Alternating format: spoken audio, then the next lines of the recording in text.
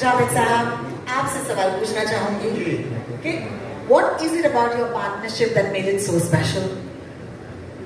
I mean, ultimately the result, but you see, it was not planned, it was not organized, it was not on a very conscious level decided that we will do that. It just happened.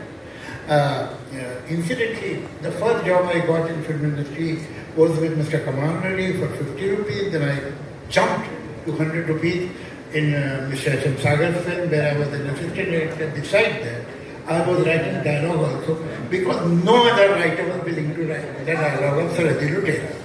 तो हम लोग झोपड़पट्टी में भी गए थे माहिम की सागर साहब के साथ. वहाँ एक राइटर था, उसने भी रिफ्यूज कर दिया. फिर मुझे उन्होंने कहा अच्छा चलो तुम लिखो.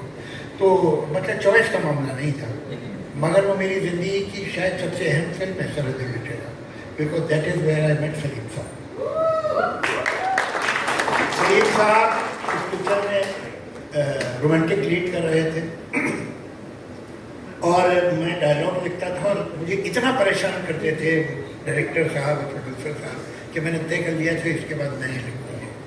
मगर मुझे कॉन्स्टेंटली जो हिम्मत दी और एप्रिसिएशन दिया वो सलीम साहब कि आप अगर इस पिक्चर में ऐसे डायलॉग लिख सकते हैं तो आप सोचिए कोई ठीक पिक्चर होगी तो आप क्या करेंगे, आप राइटर बनिए.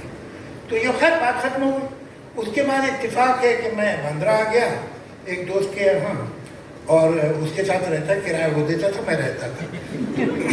तो सलीम साहब का घर पास में था, तो सलीम साहब के घर जाने लगा सारी मोहब्बत के साथ. एक ये था कि एक उसका खाना पक्का हो गया था. तो फिर हम लोग बैठते थे, कहानियाँ वानियाँ सोचते थे. एक दिन हम बैठे थे कि वही सागर साहब जिन्होंने सरहदी लुटेरा बनाई थी, जिन्होंने हमें इंट्रोड्यूस कराया, वो आ गए और उन्होंने कहा भाई एक शॉर्ट स्टोरी है और तुम दोनों जो है वो उसका अगर स्क्रीन प्ले बना दो. तो उन्होंने कहा ठीक है, कितने पैसे देंगे आप?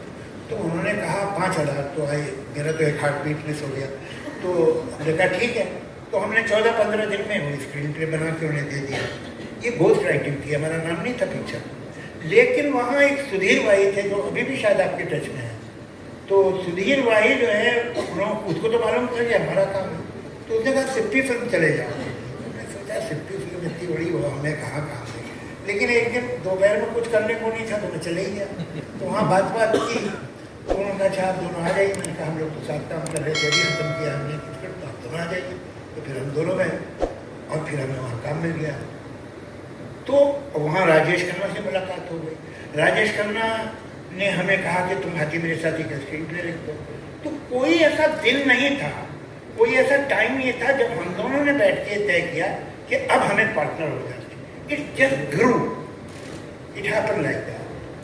और फिर तो आपको पता ही है, मुझे बताने की जरूरत नहीं है. The rest is history. Thank you.